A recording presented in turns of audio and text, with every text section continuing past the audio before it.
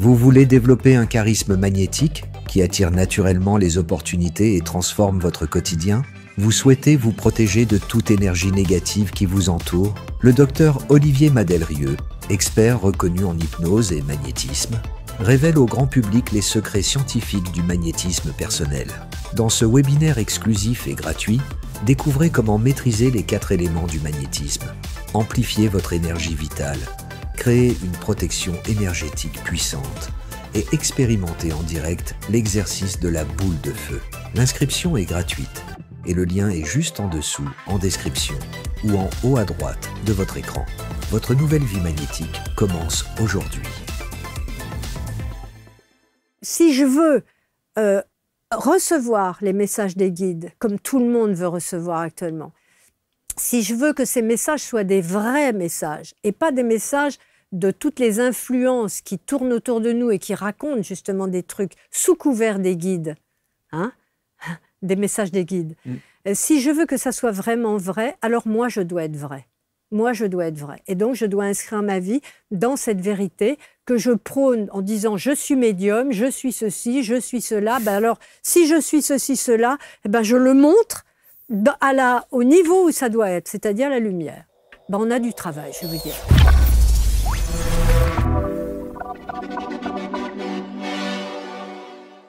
Chers amis, bienvenue. Merci d'être avec nous. Une nouvelle rencontre. Quel bonheur, quel plaisir d'accueillir celle qui est installée sur les canapés, qui a pris l'engagement intérieur d'aider les âmes perdues, soit les âmes incarnées, soit les âmes désincarnées. Mais elle est là avec nous et c'est toujours un vrai plaisir. Vous vous souvenez peut-être de la première émission que nous avions enregistrée ensemble et j'en garde un très très bon souvenir. Davina est avec nous. Chère Davina, bonjour. Bonjour Marc. Comment allez-vous? Très bien. C'est surtout un grand plaisir pour moi de revenir ici avec vous, dans ce studio qui accueille, qui est englobant, rassurant. Donc, il n'y a pas trop de couleurs pour vous, ça va? Ah, mais c'est très beau, c'est très coloré, il y a beaucoup de lumière, c'est très agréable. J'ai dit que vous étiez là et que vous aviez pris l'engagement, une certaine époque de votre vie, on va y revenir au travers de votre livre, bien sûr, mais d'aider, vous dites, les âmes perdues parfois, qu'elles soient incarnées ou désincarnées, c'est votre mission de vie? Oui, c'est ma mission de vie dans le sens où je fais tout mon possible pour pouvoir le faire au mieux. C'est ce que j'ai senti profondément en moi, en tout cas, que je pouvais faire dans cette partie de vie dans laquelle je suis, avec l'expérience, toutes les expériences qui ont jalonné mon existence. Et effectivement, j'ai pris cet engagement avec, sous réserve de pouvoir y arriver. Et donc de faire le maximum pour être conforme à ce souhait. Est-ce que vous avez le sentiment d'y arriver ? À vrai dire, j'ai le sentiment d'y arriver, mais pas toute seule. J'ai le sentiment d'y arriver parce que je suis profondément aidée par les aides que je demande et qui sont là, effectivement, et qui sont secourables toujours, qui répondent à l'appel des êtres humains. Je ne crois pas seulement de moi, mais des êtres humains qui leur font confiance et qui demandent de l'aide pour pouvoir aider. Je pense que l'envie d'aider, tout le monde peut l'avoir. Après, c'est selon nos capacités, nos ressources. Mais quand on s'adresse aux âmes, à l'âme d'ailleurs, qu'elle soit incarnée ou désincarnée, il faut ce quelque chose en plus qui n'est pas révélé chez nous, bien que nous ayons nous-mêmes une âme, que nous en soyons une, mais qui n'est pas complètement révélé. Il nous faut quelque chose en plus, donc il nous faut une aide supérieure à nous-mêmes pour nous aider dans cette voie que l'on a choisie ou auquel on s'est senti en tout cas appelé. En tout cas, cette aide dont vous parlez, non seulement vous la connaissez, vous la ressentez, vous la percevez, et elle est presque palpable. Elle est palpable. Dans votre vie. Elle est pratiquement palpable, elle fait partie de mes jours et de mes nuits. Eh oui. Mais c'est vrai, pour moi, ça a été au fil du temps de mon existence une découverte permanente. Ce n'est pas arrivé d'un jour à l'autre, ça n'a pas répondu spécifiquement à une volonté de ma part. C'est quelque chose qui a été initié tout au long de mon existence depuis le début, mais qui, effectivement, a pris tout le temps de cette vie-là pour arriver à peut-être un tout petit début de maturité, disons. Bonjour à tous, je suis Stéphane Michael. J'ai le plaisir de vous annoncer que je serai le 14 novembre à l'île de la Réunion pour une soirée 100% voyance, guidance et ressenti, où je répondrai à vos questions. Donc rendez-vous tout de suite sur le site abctalk.fr dans la rubrique événements pour réserver vos places. J'ai hâte de vous retrouver.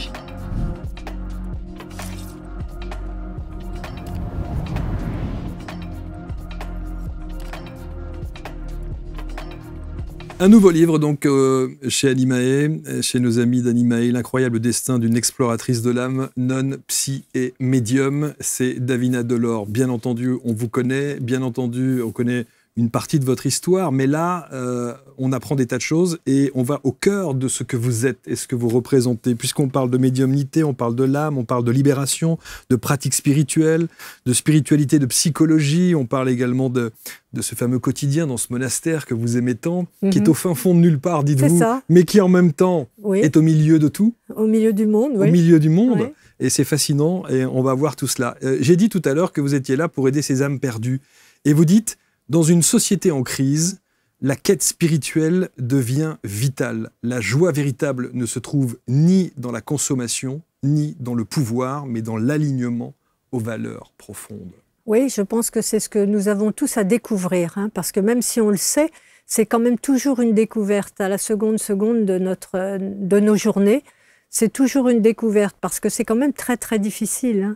Cette spiritualité dont on parle à tout va, finalement. Oui, sans même savoir, parfois, oui, effectivement. Oui, c'est quelque chose, c'est une part de notre nature, c'est notre nature véritable à tous, hein. Sauf qu'il y a beaucoup de dogmes qui recouvrent tout ça, beaucoup de prises de pouvoir, beaucoup d'histoires racontées, en fait, alors que c'est si simple, c'est nous, dans notre réalité fondamentale. Donc c'est ça qui nous est, en tout cas, imparti de retrouver. Mais quand vous parlez de la joie véritable qui se trouve ni dans la consommation, ni dans cette quête de pouvoir, je trouve que cette phrase, elle a une résonance si particulière à l'heure où on enregistre cette émission. C'est vrai, à l'heure où on enregistre cette émission, il y a beaucoup de complications de tous ordres, beaucoup de pertes de confiance de la part des uns des autres vis-à-vis de soi-même, surtout vis-à-vis de la vie. Finalement, la vie apparaît maintenant comme quelque chose de redoutable, ou en tout cas auquel on ne peut pas faire confiance vraiment, alors que la vie, l'essence même de la vie, c'est ce dont on parle quand on parle de spiritualité. On parle de ce pouvoir de vie qui ne porte pas de nom, hein, à qui on a donné des noms de Dieu, de ci, de l'autre, etc., mais en fait, qui n'a rien à voir avec ces noms-là. C'est juste le pouvoir de vie. Et ce pouvoir de vie, il est sans cesse réparateur, constructif, bien aimant. Il est sans cesse à l'œuvre de restauration, de création, de beauté et alors donc de joie qui va avec, parce que c'est le moteur principal. Et pourtant, ces mots ont une résonance si particulière dans cet instant, dans cette société dans laquelle nous vivons, où on ne parle que de conflits, où on ne parle que de résistance, où on ne parle que de complications, de doutes, de peurs, d'angoisse. Notre société est faite et construite de cette manière-là à l'heure actuelle. Donc, quand on vous entend parler de tout cela, on se dit « Waouh, vous devez avoir tellement envie de retourner dans votre monastère et être dans votre petit camp de base. » Oui, j'adore aussi être dans le vôtre, cher Marc, votre camp de base, parce que c'est aussi très agréable de pouvoir échanger, de pouvoir discuter de ça. Je pense que c'est intéressant pour nous, pour tout le monde, toujours de pouvoir échanger sur ce qu'on fait de cette vie-là et comment on l'envisage. Bon, en tout cas, vous avez choisi cette vie, ou alors est-ce une erreur que de dire que vous avez choisi cette vie? Ou que la vie vous a choisi pour être celle que vous êtes aujourd'hui? Alors là, c'est l'œuf et la poule. Hein. C'est la grande question, la grande énigme. On croit toujours qu'on choisit tout. J'en suis pas persuadée. Je pense on fait des choix et que de nos choix dépendent la réalité que nous avons à vivre par la suite. Donc effectivement, oui, j'ai choisi, par exemple, mes difficultés, alors que quand une difficulté arrive, on dit « je ne l'ai pas choisi, je ne l'ai pas voulu, mais je n'ai pas voulu de cette vie-là ou je n'ai pas voulu de cette condition-là ». Et pourtant, si on remonte à l'origine, on voit que c'est d'un choix que naît ce qui suit, quoi. Et que donc, c'est nous qui sommes en cause. Quand on a enregistré la première émission et qu'on m'a dit « tu vas recevoir une seconde fois Davina », je me suis dit « qu'est-ce que je vais bien pouvoir lui dire ?» Et on m'a dit « mais tu sais, elle a écrit un livre ». Et quand j'ai reçu le livre et que j'ai lu ça, je me suis dit oh, par où va-t-on commencer? Tant il y a à dire sur votre parcours, sur votre existence. Mais on va juste prendre quelques grandes lignes de ce que vous avez révélé. Donc je rappelle dans ce très beau livre, Nonne, Psy et Médium. Nonne, Psy et Médium, évidemment, ces trois femmes sont en une, en vous. Quelle est celle qui est prédominante? Les trois sont associés intimement, ce sont que des titres. Vous savez, les titres, ça illustre toujours une condition quelconque. Donc voilà, il y a la condition de nonne, alors c'est toute une histoire derrière, c'est toute une histoire d'engagement aussi, et surtout, quand on dit engagement, quelquefois ça paraît difficile, ça paraît dur. Pour moi, c'est un engagement d'amour, hein, donc c'est toujours un engagement simple, heureux, dans la joie, voilà. Psy, c'est pareil, j'ai voulu, ayant passé une enfance, une adolescence, une première partie de vie, dans la beauté des choses, dans le rayonnement divin, dans la lumière, dans les études spiritualistes très très profondes depuis l'enfance. Donc un jour, j'ai quand même souhaité un peu poser ça dans la terre et donc étudier la conscience humaine, les mécanismes de la conscience humaine. C'est pour ça que j'ai fait ces études de psychologie et de psychanalyse, que je suis allée vraiment loin dans tout ça, pour arriver à peut-être avoir d'autres réponses. Et finalement, je les ai eues, les réponses. Et j'ai surtout vu les limites des formules, quelles qu'elles soient d'ailleurs. Et puis, médium, c'est juste quelque chose voilà, qui est là, quoi. C'est tout. Enfin, qui est là, mais on va voir effectivement, entre vos rêves, entre ces âmes qui vous parlent, entre ce que vous percevez, ce que vous entendez, il y a des choses incroyables. Vous dites, quand vous parlez de votre naissance, vous dites, je croyais être inscrite au palmarès du malheur. Oui. Oui, parce que en fait, je me suis. C'est très drôle. Tout ça aussi est parti, cette réflexion d'une photo que j'ai vue de moi dans une petite poussette d'enfant, où je me suis vue quand j'étais enfant à plusieurs photos comme ça, sur le tas de sable et tout ça, où j'avais un visage fermé, pas content. Et je me suis dit, en fait, je le savais, quoi. Je savais tout ce que j'ai pu traverser. Mais quand je dis je, hein, tout le monde traverse des tas de choses dans son existence. Hein, donc, c'est pas... Voilà. Moi, on m'a demandé de raconter mes histoires de vie. Donc, j'ai raconté quelques-unes. Et c'est vrai que pendant longtemps, en tout cas, dans ma vie, à part ces débuts d'études et d'entrée dans cette spiritualité inhérente à mon existence, à part ça, qui a toujours été très beau et très lumineux, très clair et très joyeux, il y a eu toutes les choses de la vie que j'ai pu vivre, rencontrer, percevoir avec beaucoup de difficultés, de drames intérieurs que j'ai jamais forcément laissé sortir au dehors. C'est pour ça qu'après, la psychanalyse m'a été aussi libératoire, hein, libératrice. Elle m'a montré ce que je ne voyais pas autrement. Mais voilà, j'ai cru que très jeune, je crois que je devais avoir 14 ans, j'écrivais des choses comme ça qui me passaient par la tête et j'avais surtout écrit quelque chose qui revenait de manière récurrente, c'est « Et toute ta vie, tu pleureras ». Et toute ta vie, tu pleureras. Et quand je regardais les statues, et d'ailleurs toujours maintenant, hein, je vous l'avoue, quand je regarde des statues un peu comme ça, intéressée, parce que la statue me paraît belle, je la vois pleurer. Je vois les larmes couler. Et je me suis toujours demandé pourquoi. Parce qu'en fait, non, je suis joyeuse, je suis pas du tout dépressive, je n'ai pas ce genre de problème-là. Mais il y a quelque chose en moi, et c'est ça qui m'a poussée vers les âmes souffrantes. C'est ça qui me donne, si vous voulez, ce lien qui doit être un lien qui remonte à des vies passées et à des expériences passées et à des tas de choses passées qui ne sont pas dévoilées. Mais il y a quelque chose en moi qui me rattache à la souffrance des autres.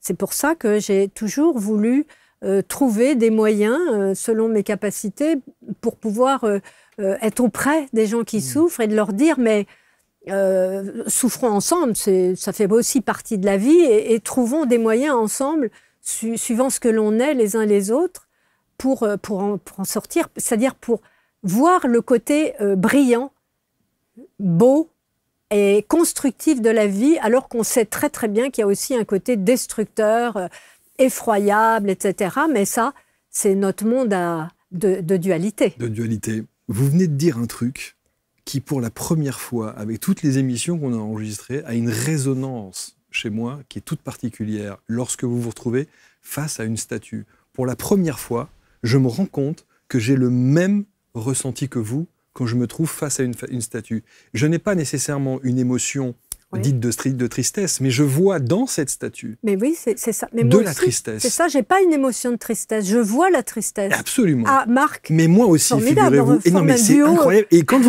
vous m'avez dit ça, je me suis contenu parce que je voulais que vous terminiez votre explication. Mais je me suis dit, c'est dingue. Parce que quand je rentre dans une église, par exemple, quelle qu'elle soit, je rentre dans une église, des gens me parlent de cette atmosphère de paix, voilà, mais quand je vois une statue, quelle qu'elle soit, il y a de la tristesse dans son regard. Et vous savez, il y a dans le monastère bouddhiste, donc, dans lequel je vis, j'ai édifié, pas toute seule, mais j'ai édifié une chapelle christique. Donc il y a une magnifique chapelle christique, consacrée, bénie, qui est une chapelle spirite d'ailleurs, mais justement christique. Et tous les jours, je suis dans cette chapelle en prière et en méditation, et je regarde ce Sacré-Cœur qui m'a toujours tellement profondément inspiré, parce qu'il ouvre son cœur et il le montre. Alors si on n'a pas compris ça, je ne sais pas ce qu'on va comprendre. Et je le vois, et je vois ces larmes qui coulent. Et je me dis, mais non. Je me dis pourtant, et en fait, ce que je comprends de ça, c'est la tristesse est là parce que cette vie humaine, elle est là pour justement évoluer. Et qu'il faut voir qu'au travers de toutes les conditions d'évolution qui nous sont présentées, eh bien, il y a nos choix qui doivent intervenir. Et on ne fait pas toujours les bons, et quand on ne fait pas les bons, il y a de la peine qui suit, il y a des conditions qui s'établissent et qui sont difficiles. Donc tout ça me ramène toujours aux âmes que nous sommes tous, mais aux âmes qui souffrent, qu'elles soient incarnées ou désincarnées.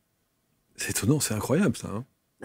Oui, c'est assez incroyable. Ça me perturbe même en me disant... Vous savez, Marc, c'est incroyable parce que je ne l'ai jamais dit à personne ce que je suis en train de vous dire sur les statues qui pleurent. Je ne l'ai jamais dit à personne, même pas à mon entourage proche. Ça, c'est quand même extraordinaire. Alors, on va évidemment, au fil de l'émission, revenir sur les différents chapitres que vous évoquez, sur ce livre, Nonnes, Psy et Médium, aux éditions Animae, encore une fois.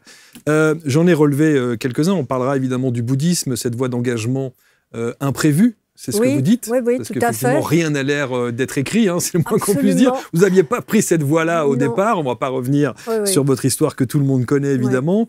On va revenir sur le pèlerinage que vous avez fait en Birmanie en 2001, qui a été un voyage, vous dites, qui a été véritablement le déclic. Mais vous parlez dans le chapitre 4, vous parlez des 3 rêves et de la guidance. Est-ce que les premiers ressentis avec cette dimension spirituelle que vous pouvez avoir viennent d'abord des rêves, par le rêve? Non, c'est pas automatique. Je ne peux jamais savoir par où ça vient. Alors c'est vrai que je suis très inscrite dans les rêves, et d'ailleurs justement ces rêves qui ont été récurrents toute ma vie, qui à mon sens sont des rêves mais pas des rêves, quoi, parce que c'est quand ces rêves-là sont différents de certains autres rêves qui sont des rêves, qui s'inscrivent dans les rêves oniriques tout à fait logiques, classiques. Mais ces rêves-là, quand je me réveille, me laissent une impression de vécu vraiment très fort, avec même des révélations que je peux mettre éventuellement en expérience dans la vie, et qui me montrent des choses. Et ça m'a tellement interpellée que toutes les études de psychanalyste que j'ai pu faire, je les ai faites sur le rêve éveillé, le rêve onirique, etc., en passant par Freud, Jung... Et tout ça pour arriver à essayer de comprendre d'une autre manière les choses. Donc, tout parle de la même chose avec des avis différents. Et puis, il y a plus ou moins de profondeur, bien sûr. Alors, quels sont ces 3 rêves? Alors, ces 3 rêves, ça a été incroyable parce que le premier j'espère qu'on va bien parler de la même chose. Le premier m'a montré ce symbole du yin et du yang. Et à l'époque, je l'avais vu, le symbole, mais enfin, je n'étais pas passionnée par ça, je n'étais pas rien du tout. Et puis, il est revenu quand même de manière récurrente, 3 fois de suite, pour me montrer de manière appuyée. Et là, je me suis dit, qu'est-ce que c'est? Donc, j'ai commencé à chercher et à voir et à comprendre. Et de là est arrivé des circonstances qui m'ont amenée à étudier la médecine chinoise. Et dans la médecine chinoise, j'ai retrouvé le symbole du yin et du yang. J'ai donc compris que c'était important. Il y a eu ce rêve-là. Et puis, il y a eu les 2 autres rêves qui ont été des rêves que j'ai retrouvés donc, dans ce voyage au Tibet, voyage où j'ai reçu des initiations d'ordination, donc bouddhistes. là où j'ai pris la robe du Bouddha, là où j'ai pris les préceptes qui sont les mêmes que ceux du Christ. Hein. Je le dis, bien sûr, c'est exactement les mêmes, quoi. C'est dit d'une manière différente, avec des couleurs différentes, un langage différent, mais on parle toujours d'amour, de compassion, de fraternité. Si on comprend bien les choses, c'est basé quand même là-dessus. Et ce rêve m'a emmené dans un lieu absolument incroyable, sur de la terre battue, avec une immensité, juste si je voyais le toit, avec des couleurs, avec une rotonde très en hauteur, etc. Et ces moines oui, j'ai vu ça, mais à l'époque, je connaissais rien de tout ça, bien sûr, réellement. Et en fait, quand j'ai fait le voyage au Tibet, j'ai retrouvé le monastère, j'ai retrouvé la coursive, j'ai retrouvé le sol de terre battue avec des tapis dessus, j'ai retrouvé la même ambiance avec moi assise, grelottant de froid, les couvertures sur les grands châles tibétains, etc. Et je me suis retrouvée réellement. Donc, j'ai vraiment retrouvé toutes les conditions Voilà, c'est pour ça que je vous dis, ce sont des rêves, c'est pas des rêves, c'est des rêves, mais sans être des rêves. Alors, certains pourront dire, d'abord, rêve prémonitoire peut-être, peut-être aussi, certains disent, ce sont des voyages astraux, vous êtes... Je pense plus ça, moi. Plus ça, ouais. Je pense plus ça, puisque l'histoire des voyages astraux, en fait, qui vous amène soit en arrière, soit en avant, on sait que dans les dimensions autres que celles de la Terre, il n'y a ni passé, ni futur, il y a un éternel présent, et que dans cet éternel présent, il y a le passé, le futur, que tout se joue là, en ce moment, et les batailles des Mérovingiens et nous qui parlons ensemble, Marc. Alors, vous parlez effectivement de votre rencontre avec le bouddhisme. On va revenir sur ce voyage, mais juste un truc. En 2003, vous allez rencontrer le Dalai Lama pour une interview, je crois, que vous faites, pour une interview. Il descend au Georges V. Oui. C'est-à-dire, il descend au Georges V, il ne descend pas au Georges V. Je ne sais pas où il habitait. S'il habitait le Georges V ou autre, j'en sais rien. Vous l'avez rencontré au Georges V. Oui, c'était le truc de presse, là, la convocation de presse. C'était les journalistes. La conférence de presse, C'était la conférence de presse dans une salle louée au Georges V. Je me suis dit, sympa quand même, sa sainteté qui descend au Georges V. Mais oui, ce qu'il faut savoir, vous savez, c'est que dans ce monde-là, dès que vous avez un micro-pouvoir, et là, c'est un grand pouvoir qu'il a quand même, lui. Dès que vous avez quelque chose qui séduit les gens, vous êtes reçu avec les plus grands fastes, ce qui d'ailleurs est une profonde erreur, parce que c'est là où commence à devenir détonnant. Mais si on regarde après, finalement, si on relativise tout, et alors, peu importe. Bien sûr. Que ce soit dans un cadre ou dans un autre, ce qui compte, c'est ce qui est. Non, mais on est bien d'accord. Mais on a souvent tendance à associer, effectivement, l'image... Oui. Tout à fait. Que peut avoir le Dalai Lama ou ceux qui l'entourent avec moins de dorure. C'est ça que je veux dire. Vous avez raison, mais regardez, par exemple, moi, quand j'ai pris mes vœux de moine pleinement ordonné, c'est-à-dire aller jusqu'au bout de toutes les études bouddhistes et de toutes les initiations, les expériences personnelles, les méditations, etc., quand vous allez prendre cette ordination, le moine, le maître tibétain qui vous donne, qui vous confère donc cette ordination, il vous donne un bol à offrande. C'est un bol de pauvreté. En fait, la symbolique de ce bol, c'est un grand bol comme ça, c'est que vous allez, chercher votre nourriture physique et ce sont les autres qui vous la donnent. Vous n'achetez rien parce que vous n'avez rien. En fait, c'est un symbole de renoncement total, un symbole de pauvreté, on va dire. Et ça, c'est très, très mal compris. Parce que tout ça est extrêmement symbolique. Que vous soyez riche ou que vous soyez pauvre, ce qui compte, c'est ce que vous faites de votre pauvreté et de votre richesse. Est-ce que vous gardez tout pour vous si vous êtes riche? Est-ce que vous prenez un pouvoir qui est complètement inutile, d'ailleurs etc. C'est ce que l'on fait des choses. Bon, c'était pour l'anecdote du Georges V, évidemment. Alors, 2001, le voyage en Birmanie, vous allez faire ce voyage qui a, vous le dites, qui a été le plus marquant dans votre vie, parce que vous dites qu'il a répondu à l'une de vos aspirations les plus profondes, et vous allez essayer de répondre à cette question, est-ce que l'engagement spirituel profond est réellement fait pour moi?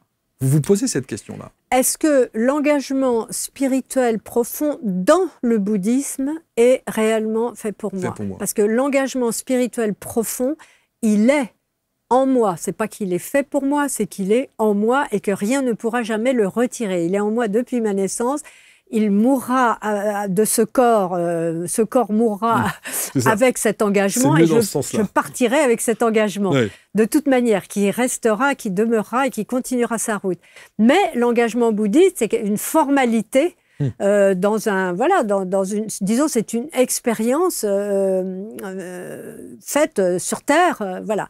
Et donc, j'ai demandé si c'était ça, parce que ayant voulu profondément être religieuse catholique dans mon enfance, par amour de ce Christ, de tous ses enseignements, par amour de cette... Non pas de la religion, parce que j'ai jamais adhéré aux castes, aux religions, aux enfermements religieux. Et aux dogmes. Ça, jamais, au contraire, je suis très rebelle par rapport à tout ça, même si je respecte quand même les choses. Donc il y a des limites, chacun peut faire ce qu'il veut de toute façon. Et je l'incarne bien puisque c'est ce que je fais. Mais voilà, mais malgré tout, quand on rentre dans une voie, on est obligé de respecter la tradition et de s'y inscrire. Donc j'ai demandé, et la réponse a été oui. Je devais m'inscrire dans ça. Et je suis tellement heureuse de ces vœux monastiques que j'ai pris, parce que pour moi, c'est comment dirais-je, une union avec ce spirituel, une union matérialisée dans cette vie matérielle qui est l'incarnation humaine. Alors, que va révéler ce voyage en Birmanie? Il va me révéler ça, il va me dire oui, tu as raison, vas-y, tu fais ça, ça fait partie de ta vie, tu dois faire.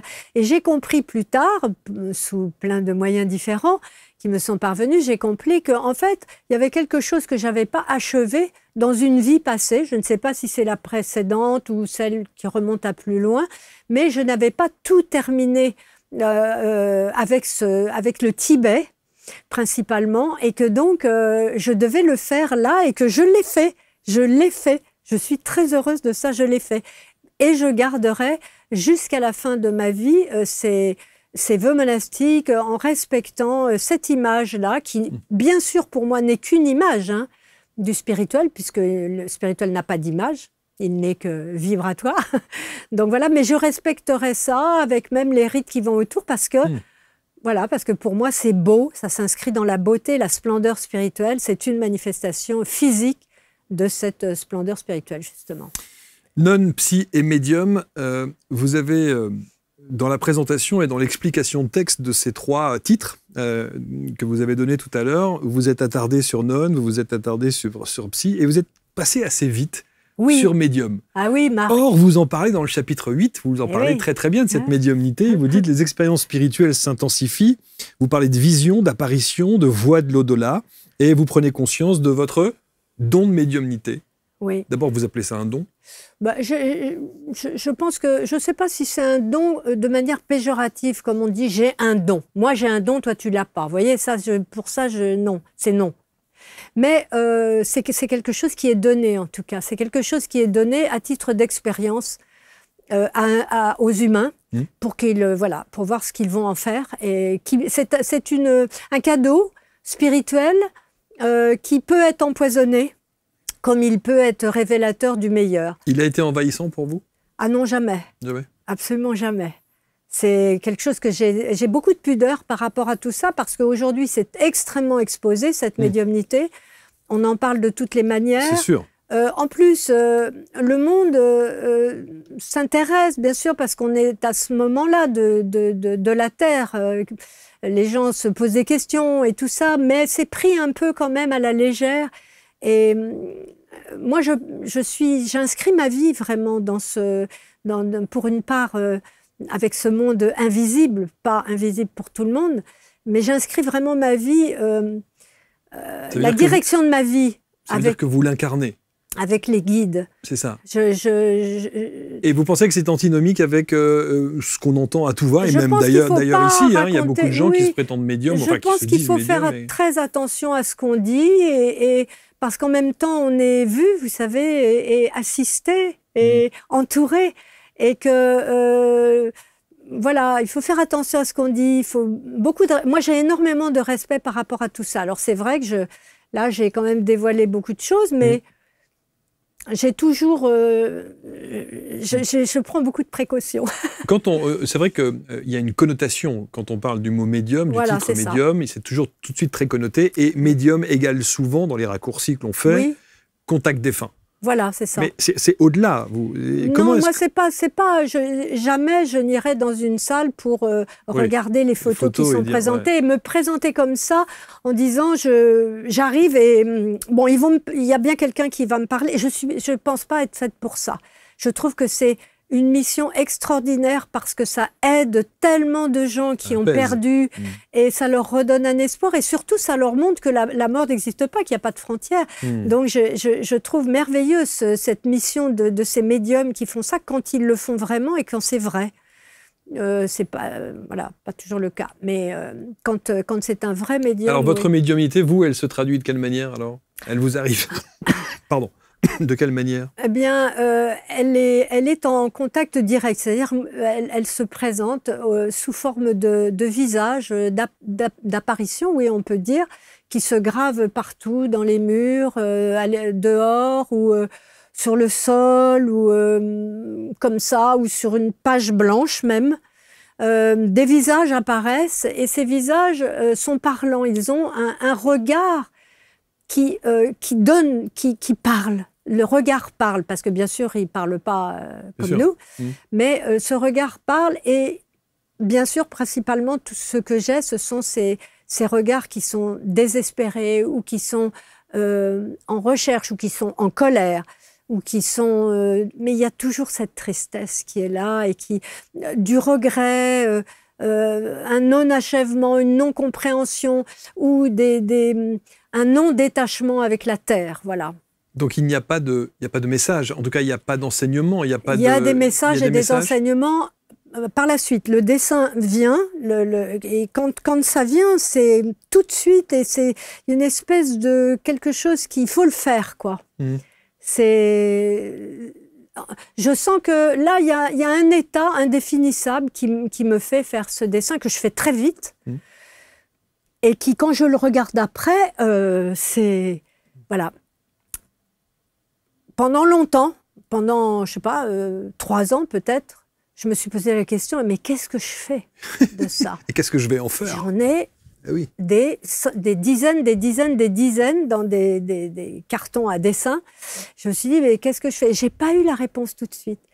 Et puis petit à petit, j'ai eu d'autres formes de visages qui me sont apparus et qui étaient totalement différents. Et en fait, c'était des visages guidants. C'était des guides qui, eux, donnent les messages, qui, eux, expliquent ou qui amènent à ce moment-là à ce que comme j'ai donné quand même une indication avec les femmes du Honduras dans le livre, et je n'ai pas toujours l'autorisation de divulguer ce qui se passe. Mais là, ça a été oui, et il y en a quelques autres. Mais pas beaucoup, en fait. Vous voyez, ça ne doit pas être exposé, en fait. Ce n'est pas fait pour être mis comme ça, écouté, parler comme des conversations mondaines. Non, pas du tout. C'est un vrai travail.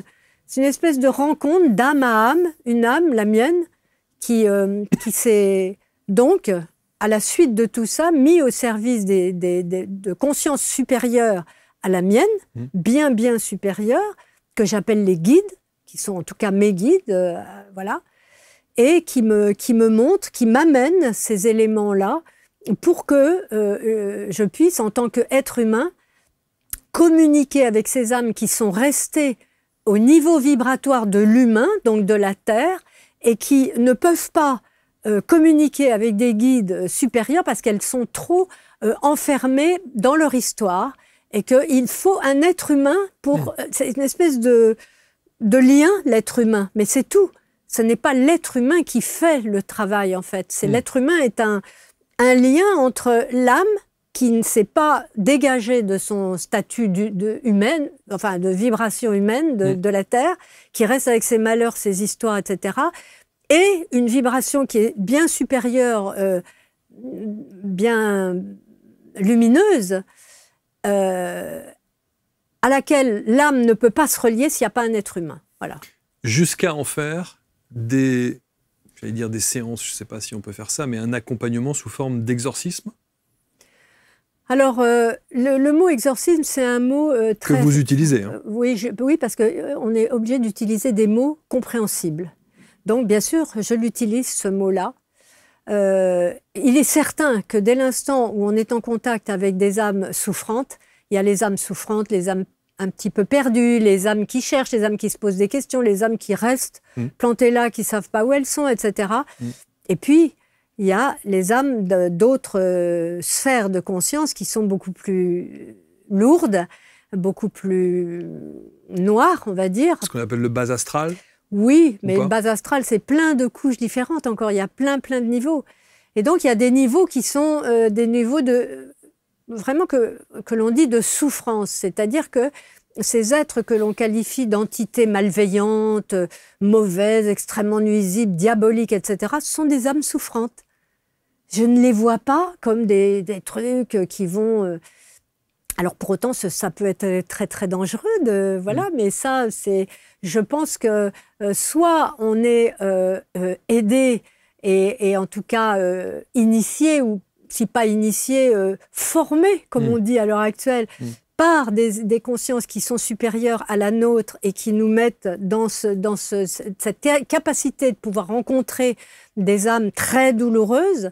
Je pense que ça, si on n'a pas un accompagnement supérieur, c'est pas possible. Alors, et justement, quand vous parlez, on refermera ce chapitre sur les exorcismes, mais vous êtes aidé, en l'occurrence, avec la tutelle d'un abbé. Oui, l'abbé Julio. L'abbé Julio. Comment est-ce que vous pratiquez ça? Vous le faites où? À quel moment? De quelle manière? Alors, vous savez, il n'y a pas de manière systématique, parce que tout est toujours spécial et différent. Les situations, les histoires de chacun, leurs problématiques, des gens qui se sentent vraiment persécutés, ou vraiment, il y a des cas très durs, hein. C'est toujours très différent. On ne s'adresse pas, il n'y a pas un terme générique, voilà la formule, on fait comme ci, comme ça.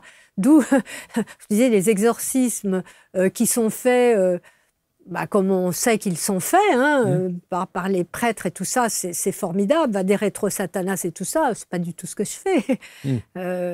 Non, absolument pas.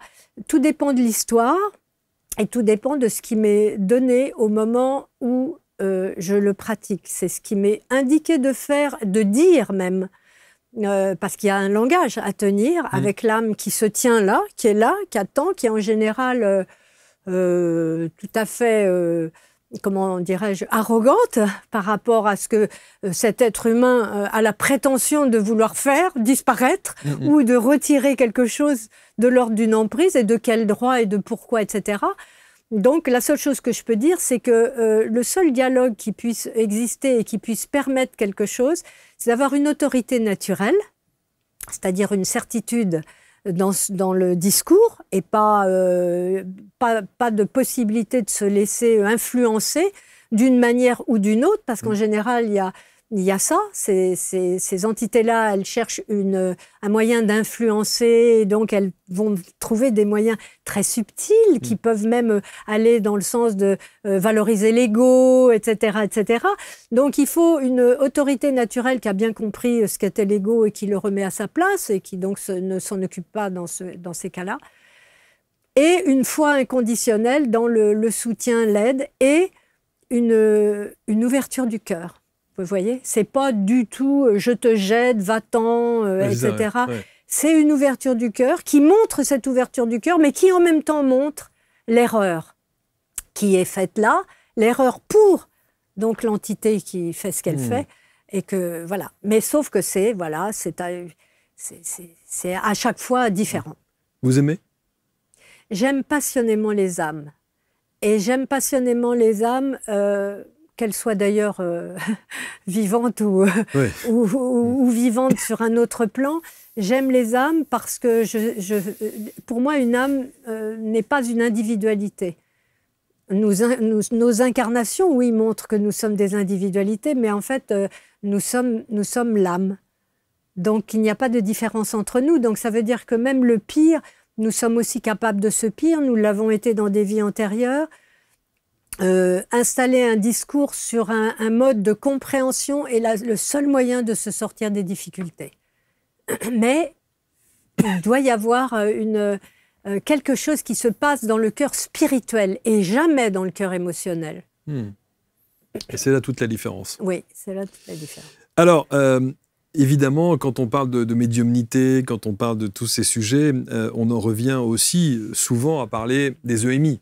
Oui. Vous évoquez les EMI. Oui, bah oui, parce que j'en ai fait plusieurs. Exactement. Ma vie, enfin, des micro-EMI, hein, puisque je suis quand même revenue. Je n'ai pas séjourné trop longtemps, mais suffisamment quand même pour voir certaines choses. Allez, 10 octobre 2024. Oui, alors si vous me donnez des dates, 10 octobre ça va rien me dire. 2024, vous dites « Je me suis vu subtilement transporté près d'un semblable et dans un lieu de passage où il y avait des inconnus qui allaient et qui venaient et qui avaient l'air évidemment très affairés. Et en pleine nuit, vous faites cette EMI où vous, effectivement, vous voyez... Ah, le EMI du temps du vivant. Oui. Ouais, les EMI du rêve, c'est ça. Oui. Oui, ça m'est arrivé plusieurs fois, ça, de rencontrer ce passage et d'avoir un regard sur un autre espace. Je ne sais pas si j'ai raconté les deux, d'ailleurs. J'ai eu deux très forts dans le livre, j'ai dû en raconter qu'un, mais en tout cas, les deux se ressemblaient.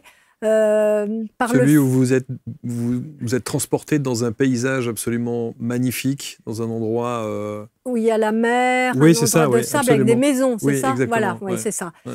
Et ben là, oui, c'est vrai. Et dans cet endroit, comme une espèce de dune, d'endroit où il y avait des dunes et des petites maisons qui étaient là, qui étaient assez accueillantes d'ailleurs, qui attendaient visiblement des occupants. Dans cet endroit-là, à l'arrière, il y avait comme une sorte de gare. Enfin, c'est comme ça que je l'ai interprété, moi. Et en entrant dans cette gare, il y avait je sais pas si c'était comme une espèce de cercle là, dans lequel on rentrait. Et en rentrant dans cet endroit-là, dans cet espace-là, il y avait un changement de dimension. Et dans ce changement de dimension, alors, il y avait effectivement... Mais ça, c'est les voyages astraux. Hein. Après, c'est ce que j'ai bien réalisé que c'était ça. Est-ce que vous vous endormez chaque soir en vous disant « Chouette, je vais vivre un truc » ? Non, pas du tout. Je ne suis pas à la recherche de ça. Pour moi, ma recherche, c'est... Je m'endors tous les soirs en me disant « S'il vous plaît, les guides... » Aidez-moi permettez-moi d'évoluer, permettez-moi de comprendre cette vie, permettez-moi de réaliser ce qu'il faut que je réalise pour que mon âme puisse évoluer, pour que, voilà. Merci d'être avec moi, je les remercie parce que pour moi, enfin, je sais pas, j'ai pas de mots, vous savez, j'ai pas de mots, tellement je trouve que c'est merveilleux, c'est incroyable, je suis toujours stupéfaite, je me dis mais comment c'est possible quoi, d'arriver dans une vie humaine, d'avoir des expériences comme ça, et c'est pour ça que je fais tellement attention, que je me dis pourvu que je dise pas trop de trucs qui soient... oui, je vous assure. Vous avez peur de ça, ouais? Oui, j'ai peur de dire des choses qui soient mal interprétées, vous voyez. Parce que ce que je vis, moi je sais que je le vis, personne ne peut me le retirer, mais je le vis. Et en le disant, je ne veux pas l'abîmer ou faire d'erreurs. Voilà. Tout ce que vous avez dit pour l'instant, bon, ça va. Tout va très bien, évidemment. Un petit mot sur cet endroit, ce petit havre de paix que vous aimez tant, votre monastère. Oui. Alors j'ai regardé, dites donc, un petit réveil à 6 h du matin, le thé avec un petit pain grillé. Oui, c'est ça. Ensuite, un petit temps sacré à la chapelle aux anges. Oui. Prière à Tara. Oui. Hein, ça, c'est pour les malades et les défunts. Un petit peu de potager, de jardinage qui va bien. Les malades et les défunts, c'est partout. Mais comme il y a des inscriptions, il y a un temple bouddhiste et il y a une chapelle christique, c'est pas la même vibration de toute façon, mais c'est la même chose quand même. La finalité est la même. Mais je respecte ces deux endroits, puisque de toute façon, je les ai créés avec d'autres aides, mais je les ai créés. Et je les respecte et je les honore tous les jours. Mais c'est toujours pour les défunts et les malades, Les bien défunts et sûr. les malades, absolument. Et après, il y a les vivants avec le monastère, avec toute sa vie. Les poules que j'adore, dont je m'occupe, les petits chats, les chiens, le un petit peu de chien, potager, la roseraie. Voilà. Voilà. Bon. L'écriture, Ah ben ça, c'est tous les jours. C'est tout le temps. Ah oui. Ah oui, l'écriture, c'est tout le temps. Je me mets devant le... Voilà, je vais sur mon bureau, je sais que je dois écrire quelque chose. J'ai ma feuille blanche, l'ordinateur en face, j'ai les deux. Hein. En général, je commence toujours par la feuille. Et donc, voilà, je réfléchis. Écriture pas. intuitive, écriture automatique. Non, automatique, non, parce qu'écriture automatique, vous écrivez sous une impulsion. Alors, j'ai l'impulsion, effectivement, parfois, pas tout le temps. Ça se manifeste encore différemment. Vous voyez, ce que je remarque, c'est que dans les personnes qui parlent de leur médiumnité, elles disent, alors ça, c'est une chose comme ça, elle est comme ça. Et ça se passe comme ça, et voilà. Et en fait, moi, j'ai remarqué, ça se passe, mais de plein de manières différentes. Il n'y a pas, je ne peux pas dire, c'est uniquement comme ça. Non, c'est pas uniquement comme ça. Par moment, il y a une force qui me pousse à aller écrire quelque chose. En général, c'est des projets. Et quand... alors, là, c'est effectivement, c'est un peu... ça. Je sens que mon système nerveux est bousculé pour que j'aille et que je fasse vite. Et j'écris. À ce moment-là, voilà. Et là, ça se fait très vite. L'écriture des livres, par exemple, oui, quelquefois, c'est un peu rapide comme ça, mais c'est pas automatique. C'est rapide, mais je suis toujours très consciente de ce que je fais. C'est pas quelqu'un d'autre. C'est ce que j'allais vous poser comme question. Je suis C'est-à-dire que, consciente. est-ce que parfois, il vous est arrivé d'écrire certains chapitres et puis qui n'y sont pas pour le coup parce qu'on vous incite ou vous ressentez la nécessité peut-être de ne pas l'écrire, alors que vous l'avez déjà écrit? Alors, quand je ne dois pas faire quelque chose et que je le fais de ma propre volonté, il y a toujours quelque chose qui me fait renoncer à ce que j'ai fait. Si je ne dois pas le faire, il y a quelque chose qui m'empêche. Il y a un obstacle qui va se mettre où je vais perdre les papiers. Ça m'est arrivé d'écrire des trucs, je les ai perdus. Et définitivement, je ne les ai jamais retrouvés. Ou il y a toujours quelque chose. Si je ne dois pas faire quelque chose, ça va m'être retiré ou violemment montré. C'est toujours, et la plupart d'ailleurs des gens, et je commence seulement à mon âge, à mettre en place cette philosophie, parce que je considère que c'est une philosophie de vie qui consiste à dire, si ça ne doit pas se faire, ça ne se fera pas, et en tout cas, la vie fera en sorte de mettre en place quelque chose qui fera qu'on ne pourra pas faire les choses. Alors ça, c'est oui et non. Ok. Pour la bonne raison, enfin en ce qui me concerne, pour la bonne raison, c'est que la guidance qui est donnée, elle va prévenir, elle va montrer et elle va indiquer, elle va enseigner donc.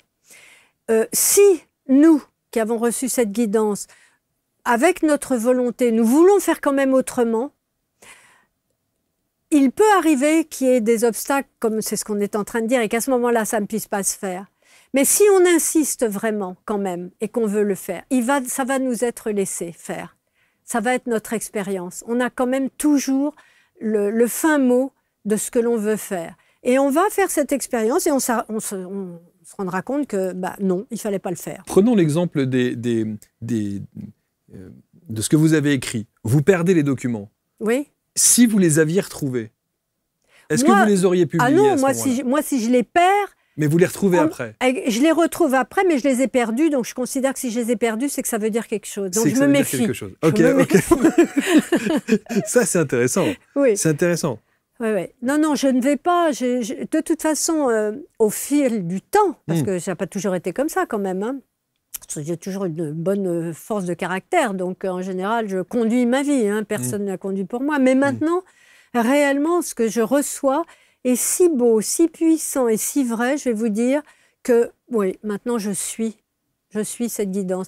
Je sais faire la part des choses entre les guidances erronées et les véritables guidances. J'y suis quand même arrivée.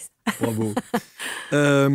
Ces fameuses siestes méditatives, vous les faites toujours? Oui.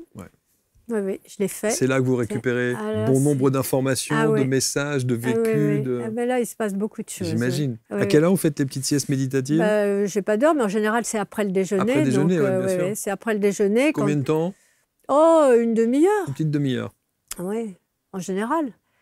Même pas quelquefois, mais c'est le... Alors, en fait, ce que j'appelle sieste méditative, c'est je m'allonge sur mon lit et je suis bien, quoi. Je suis complètement détendue. Donc, le mental tombe, là. Franchement, il se repose, lui aussi. Et pendant que le mental tombe, il y a effectivement, j'arrive maintenant à le ressentir, il y a un changement d'état de conscience. Et dans ce changement d'état de conscience, qui n'est pas de la somnolence, hein, mais qui est il y a comme une espèce de... C'est un vrai lâcher, quoi, en fait. Et là, il y a des manifestations. Là, il y a des manifestations. Ouais, là, très il y en a vraiment. Ouais, j'en ai aussi. Ouais. Évidemment, vous dites, et ça c'est le dernier chapitre, le 18, vous parlez de l'aspiration à un monde nouveau, Oui. ou un nouveau monde. Oui. Un nouveau monde, et vous dites « l'aube d'un monde nouveau s'annonce ». Oui. Je me dis, et parfois je me demande si de notre vivant, on le verra, Non. ce monde nouveau. Non, Non. hein. Non. On verra, on va voir...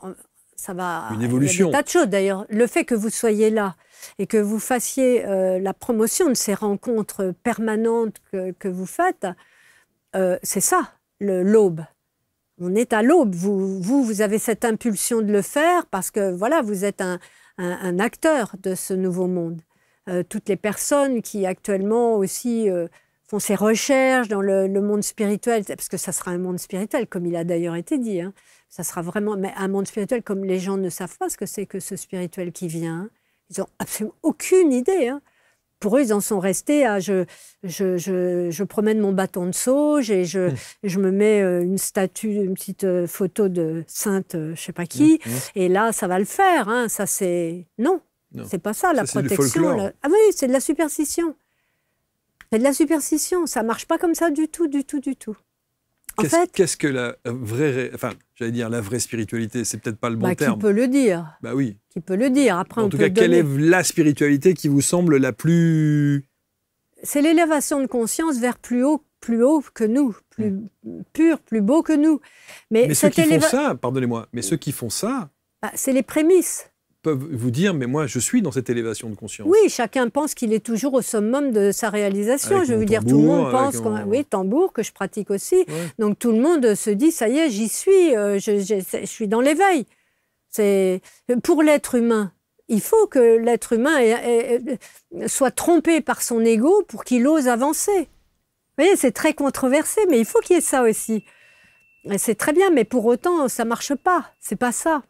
La seule chose qui puisse marcher comme protection, c'est ce que nous faisons, nous, par rapport à notre être. Est-ce que nous inscrivons notre vie dans la bonté? Alors, ça va être des mots désuets hein, que je vais employer. Alors, on se dit, oui, bah, de toute façon, à l'âge qu'elle a, elle peut bien dire ces mots-là. Effectivement, ça marche avec elle. D'accord, pourquoi pas, mais un mot comme la bonté, c'est l'ouverture du cœur, alors. Mais la vraie ouverture du cœur. Qu'est-ce que c'est la vraie ouverture La vraie ouverture du cœur, c'est le pardon. C'est l'acceptation des différences. Alors, mais moi qui suis en train de vous prêcher ça, de toute façon, j'en prends pour mon grade aussi, parce que l'acceptation des différences, c'est pas toutes les 5 minutes. Il y a des moments où je n'accepte pas non plus, vous voyez. On est tous au même niveau. Et si on faisait tomber ces pancartes de « je suis supérieur à l'autre » et qu'on arrive à s'unir, là, on co-créerait ce nouveau monde réellement. Mais nous, on est toujours en train de se dire « mais je suis mieux que les autres, je suis supérieur, j'ai ci, j'ai l'autre, j'ai tel don, et donc c'est moi qu'il faut qu'on écoute, etc. » Enfin, tout ça, c'est du vent. Alors du coup, bah voilà, ça fait des ouragans et c'est ce qu'on vit actuellement. Alors, voilà. Et si je me fais l'avocat du diable, si vous me permettez, Davina, pour le coup, vous êtes installé là, c'est vous qu'on écoute. Oui, bien sûr, parce que pour le moment, c'est moi qu'on écoute et j'espère que voilà, j'extrapole pas et que voilà. Donc moi, je pense que la meilleure protection, c'est en tout cas avec tout ce que l'on peut avoir comme ressources personnelles, de pouvoir élever notre conscience, la faire grandir et la porter à un niveau de plan supérieur de conscience, et que pour ça, on doit mener sa vie avec tous les registres de l'égoïsme, la jalousie, la colère, l'envie, le non-pardon, etc. C'est là où ça se joue. Donc la vraie spiritualité, c'est prendre tous les ingrédients que nous portons en nous dans notre conscience et de les remettre en question et en cause constamment avec tout ce que la vie nous présente de possibilités du matin jusqu'au soir, pour pouvoir justement faire de notre colère une paix, faire de toutes les revendications, les critiques, les jugements. Et quand je dis ça, je suis parfaitement concernée, hein, je vous parle de moi également. Hein. Mais voilà, être présent à ce que l'on a comme racines de difficultés en nous et les élever à un niveau de beauté, de pureté et de joie, et en se disant, ben voilà, tiens, j'ai encore chuté, je me suis encore mis en colère, j'ai encore critiqué. Bon, mais je comprends, si je veux recevoir les messages des guides, comme tout le monde veut recevoir actuellement, si je veux que ces messages soient des vrais messages, et pas des messages de toutes les influences qui tournent autour de nous et qui racontent justement des trucs sous couvert des guides, hein, des messages des guides. Si je veux que ça soit vraiment vrai, alors moi, je dois être vrai. Moi, je dois être vrai. Et donc, je dois inscrire ma vie dans cette vérité que je prône en disant « je suis médium, je suis ceci, je suis cela ». Ben alors, si je suis ceci, cela, ben je le montre au niveau où ça doit être, c'est-à-dire la lumière. Ben on a du travail, je veux dire. Quelle leçon! On a du travail. Pam. L'énergie divine insuffle courage et espoir à tous. Nul n'est abandonné. Ah oui, jamais. Et pourtant, Dieu sait s'il y a beaucoup de personnes, et là on va parler vraiment de la souffrance et de la détresse humaine.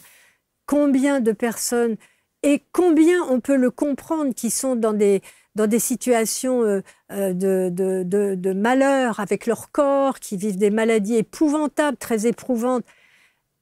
En fait, la culture spirituelle, c'est pas d'attendre qu'on soit malade, cloué au fond d'un lit, parce qu'à ce moment-là, ça devient plus possible. La conscience est attirée vers la douleur physique.